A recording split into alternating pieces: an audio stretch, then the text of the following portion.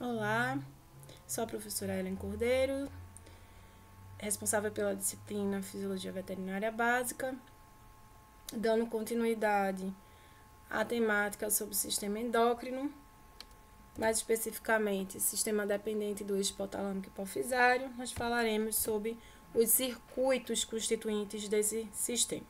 Então, o sistema endócrino dependente do eixo hipotalâmico hipofisário, ele é dividido em 9 circuitos, sendo 7 constituídos por hormônios hipofisiotrópicos, envolvendo hormônios hipofisiotrópicos, hipotalâmicos inicialmente, e 2 não hipofisiotrópicos. Esses circuitos são o circuito da suprarrenal ou adrenal, circuito da tireoide, circuito ovariano, circuito testicular, circuito do hormônio do crescimento, circuito da prolactina, circuito do hormônio estimulante dos melanócitos, circuito da ocitocina e circuito do hormônio antidiurético. Então, nós vamos falar um pouco sobre cada um desses circuitos. O circuito da suprarrenal, que nós melhor dissertaremos em aula específica, esse circuito, dependente do eixo hipotalâmico hipofisário, ele é constituído por três grupos hormonais básicos. O hormônio hipotalâmico, que é o CRH, o hormônio da adenopófise, que é o ACTH, e finalmente os glicocorticoides. Esse circuito tem por objetivo a proteção do organismo durante situações de estresse, buscando para isso alterações metabólicas e vegetativas, como as cardiovasculares, que possibilitem a manutenção da vida e a manutenção das funções orgânicas e da vida do animal. Então, para tanto, em situações de estresse, como já verificamos em aulas anteriores, esse evento causará uma ativação dos centros de secreção hipotalâmica do CRH, do hormônio liberador de corticotropina, que, por sua vez, na adenopófise, causará a secreção, estimulará a secreção do ACTH por via do sistema porta, e caindo na corrente sanguínea sistêmica, o ACTH atuará na adenopófise, estimulando a secreção dos glicocorticoides na zona fasciculada desse córtex da adrenal, que, por sua vez, atuará para que ocorram as mudanças fisiológicas necessárias para suportar a vida, dar suporte à vida desse animal. Portanto, temos aí, como já estudado, um reflexo neuroendócrino. O estímulo à secreção dos hormônios do circuito da suprarrenal, porém, não é somente o estresse. O estresse, ele é um estimulador a mais. Contudo, esse é um circuito fechado por feedback negativo e, dessa forma, o principal controlador da manutenção do mesmo são as concentrações dos glicocorticoides. Então, toda vez que a concentração circulante, a concentração sérica circulante dos glicocorticoides estiver baixa, isso vai fazer com que ocorra a redução do seu papel inibidor sobre o hipotálamo e a hipófise, o que resulta no aumento da secreção do CRH, consequentemente do ACTH e assim dos próprios glicocorticoides. Quando essa concentração, por sua vez, do cortisol aumenta, nós teremos a ativação do feedback negativo e assim a redução do CRH, a redução do ACTH e do próprio glicocorticoide. Lembrando que os glicocorticoides, assim como as catecolaminas, eles têm ampla atuação no metabolismo, assim como também eles vão ter ação no sistema de defesa, na atividade muscular e em cardíaca e amplamente no metabolismo.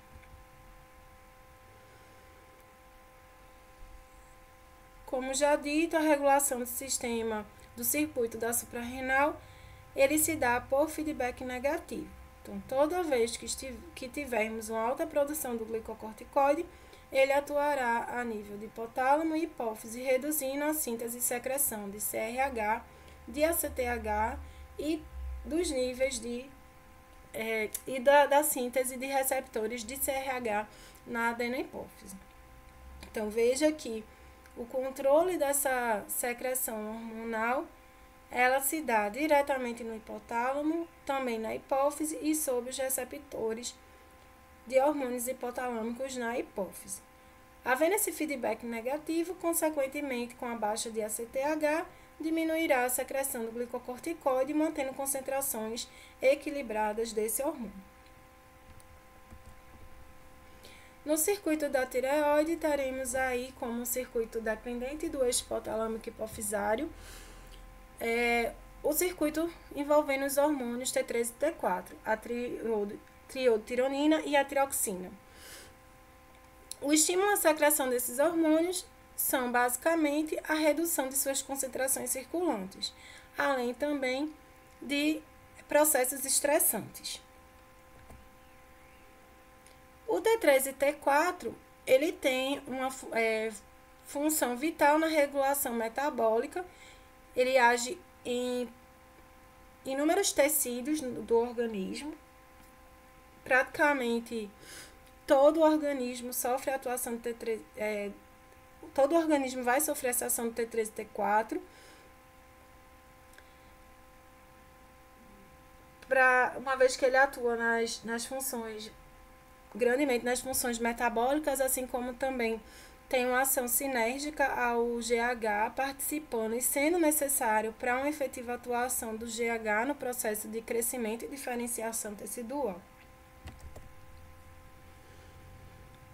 A regulação desse circuito também é por retroalimentação negativa, onde o aumento dos níveis de T3 e T4 levam à redução da secreção hipotalâmica de TRH, consequentemente, a diminuição na secreção hipofisária de TRH e, por sua vez, do próprio T3 e T4.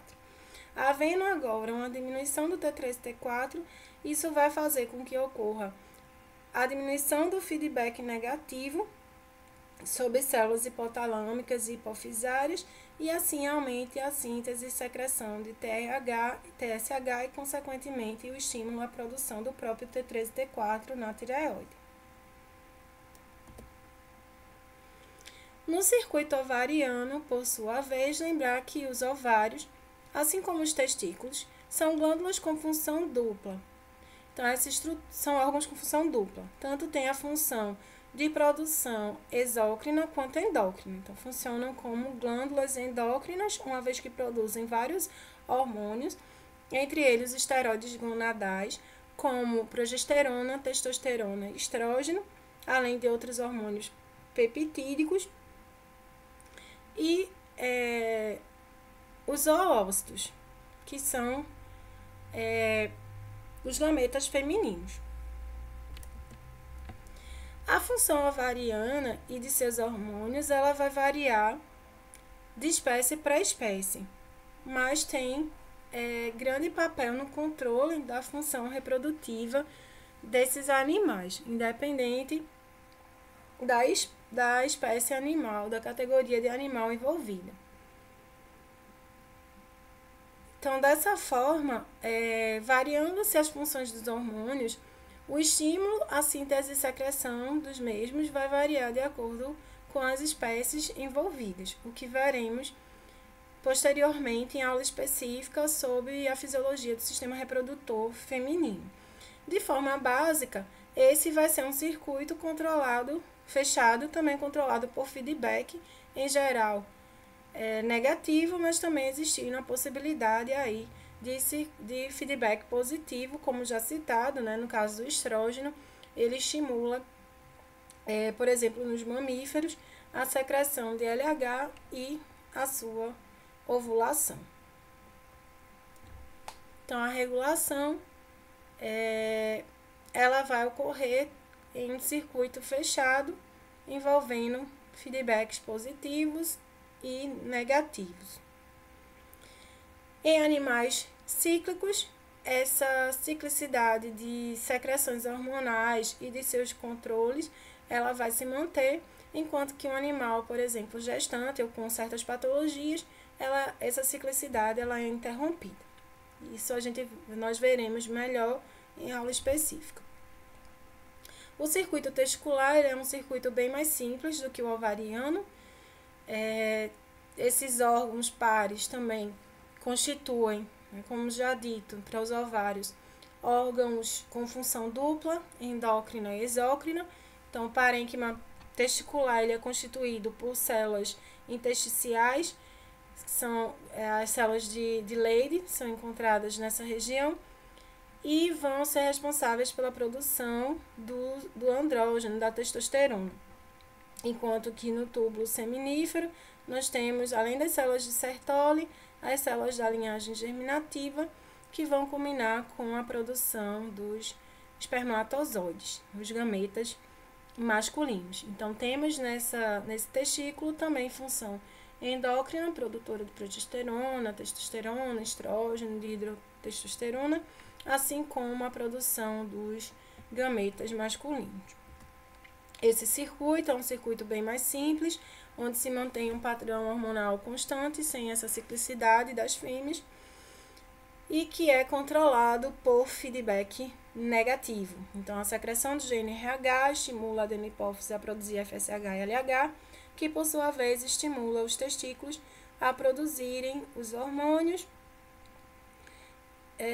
e os espermatozoides com a presença da testosterona, e esses esteroides gonadais, por sua vez, causam a inibição da secreção do gene RH, do FSH e do LH, mantendo os níveis hormonais em equilíbrio. Além disso, esse circuito hormonal também sofre, assim como o feminino, certa ação nervosa, estimulação, por exemplo, do efeito da cópula, do efeito da presença da fêmea, o que vai estimular, de certa forma, esse circuito. Da mesma forma, ocorre para a fêmea, por exemplo, se a gente considerar as ovuladoras induzidas, a gente tem uma interferência também nervosa. E não só elas. A regulação do circuito, como já dito, é por feedback negativo. Então, com o aumento da secreção dos esteroides gonadais, teremos a redução do gene RH, do LH, do FSH e, consequentemente, dos hormônios produzidos nos testículos. Dessa forma, basicamente pela diminuição da testosterona, nós teremos o aumento da secreção de gene RH, FSH e LH, que culminará com a elevação da testosterona, e, por sua vez, com a elevação da testosterona, aumenta-se o feedback negativo, realizando-se esse controle continuado por circuito fechado e feedback negativo. O circuito do hormônio do crescimento, ele vai envolver aí a secreção de hormônios hipotalâmicos, que nesse caso já vimos que nós temos dois hormônios, o liberador e o inibidor, e o GH, propriamente dito, na adenopófise, que tem um efeito direto sobre os tecidos alvos, efeito esse que é oposto à insulina, uma vez que ele vai buscar degradar reservas energéticas para a síntese tecidual, já que ele tem essa função de crescimento e diferenciação de tecidos. Então, ele precisa se utilizar de energia para isso. Dessa forma, ele vai buscar quebrar fontes energéticas como os carboidratos, por outro lado, sintetizando proteínas para a constituição, por exemplo, da musculatura esquelética. Assim, a sua função central vai ser o desenvolvimento, envolvendo aí o crescimento e a diferenciação tecidual, o que resulta em um equilíbrio nitrogenado positivo, justamente por essa síntese proteica, para a constituição dos tecidos. No circuito do hormônio do crescimento, existe a produção no fígado, por ação do GH, de fatores de crescimento, que são os fatores 1 e 2 semelhantes à insulina, a IGF-1 e a IGF-2, chamadas conjuntamente de somatomedinas. Essas somatomedinas, assim como o próprio GH, atuam nos diferentes tecidos, promovendo seu efeito de desenvolvimento, ou seja, crescimento e diferenciação tecidual, nos mais variados tecidos, não só tecido muscular e ósseo, como em todos os órgãos, inclusive sendo o GH e os fatores de crescimento necessários para a devida função reprodutiva. Então, perceba que realmente todos os hormônios, todas as funções hormonais, todos os sistemas, eles estão integrados. Não existe uma divisão fisiológica, apenas essa divisão existe em termos acadêmicos. O controle da secreção do hormônio do crescimento, ela também se faz por retroalimentação. São principalmente os fatores de crescimento semelhante à insulina responsáveis por realizar esse feedback negativo a nível de hipotálamo. Então, é também um circuito fechado por feedback negativo, só que o que acontece é que com o aumento das IGFs, a redução da secreção do hormônio liberador do hormônio do crescimento no hipotálamo e o aumento da secreção do hormônio inibidor do crescimento, resultando assim na diminuição do GH. Alguns distúrbios na secreção do GH culminam em patologias, como é o caso do gigantismo, onde há o excesso da secreção desse hormônio e, consequentemente, o aumento exacerbado do desenvolvimento desse animal. O nanismo, que é o inverso, então não ocorre o desenvolvimento orgânico adequado, ficando o animal com um desenvolvimento menor do que o padrão normal, assim como também a acromegalia, que ocorre quando o distúrbio na secreção do GH se dá após a maturidade do organismo desse indivíduo. Então, é um indivíduo já na fase de adolescência para adulto, por exemplo, em que acontece um distúrbio nessa secreção para mais, de forma que, em virtude da calcificação das epífises ósseas, o indivíduo apenas consegue desenvolver as extremidades. Então, o corpo ele fica desproporcional em relação às extremidades.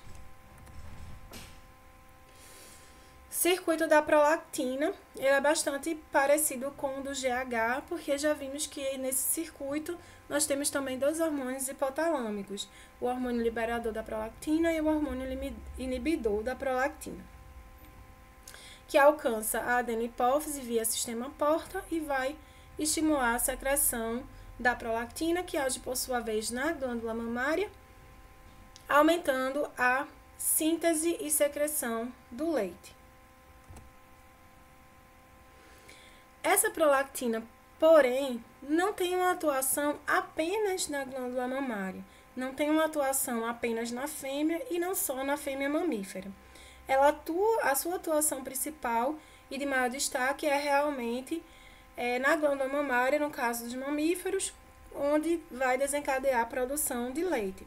Mas ela também atua nas aves, sendo responsável pelo comportamento de choco, assim como nos machos, como uma facilitadora da ação do LH nas células-alvo desse hormônio.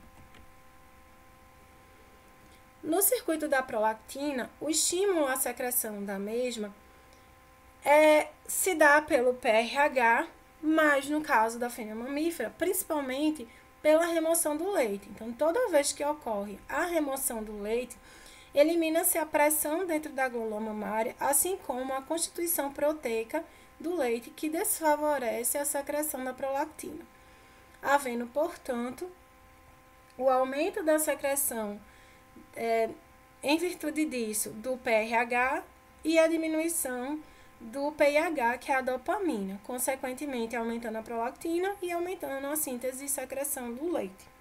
Por outro lado, a inibição ela se faz pelo feedback negativo, onde nas fêmeas mamíferas, com o aumento da pressão dentro da mama pelo acúmulo do leite e também a constituição inibitória do próprio leite, resulta no aumento da secreção do PIH, que é a dopamina, e a diminuição da prolactina e, consequentemente, da produção leiteira.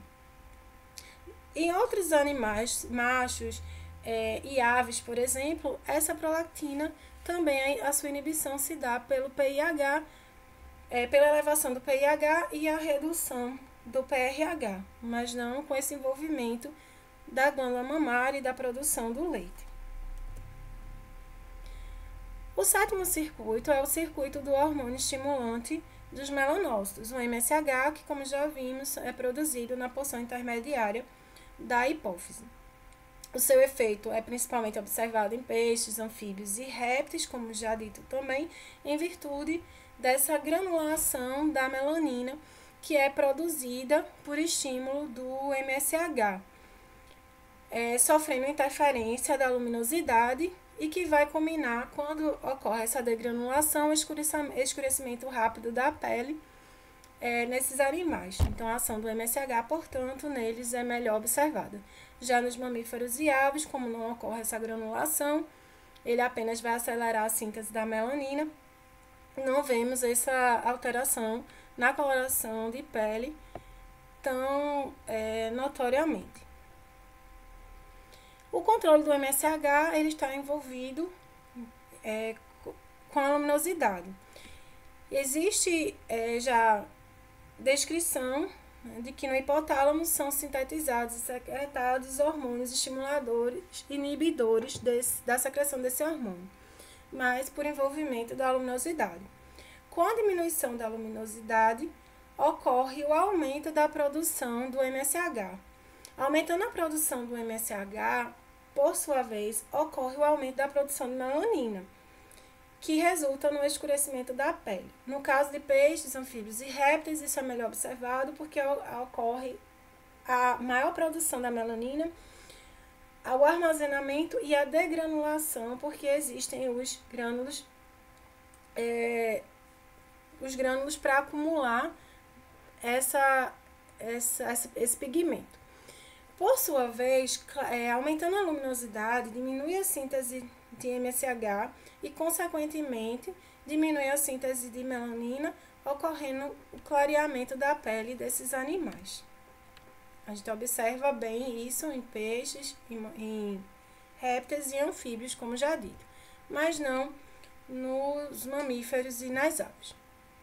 Então, como já dito, existe, controlando esse circuito, a ação da luminosidade e o envolvimento de hormônios hipotalâmicos de estimulação e inibição da secreção do MSH. O oitavo circuito é o circuito de um hormônio não hipofisiotrópico, que é justamente a ocitocina. A ocitocina ela tem uma melhor descrição na fêmea, onde atua principalmente aí na ejeção do leite. Não confundir secreção com ejeção. A secreção é pela prolactina, a ejeção é pela ocitocina. Então, a ocitocina ela atua nas células mioepiteliais presentes nas glândulas mamárias e que envolvem os alvéolos mamários, de forma que, quando sofrem a ação da ocitocina, essas células se contraem, fechando a luz do alvéolo e expulsando o leite aí presente, assim como nos ductos, possibilitando a ejeção. E a mesma coisa durante o parto. Então, elas atuam nas células de musculatura lisa, contraindo essa parede uterina e possibilitando, assim, a expulsão do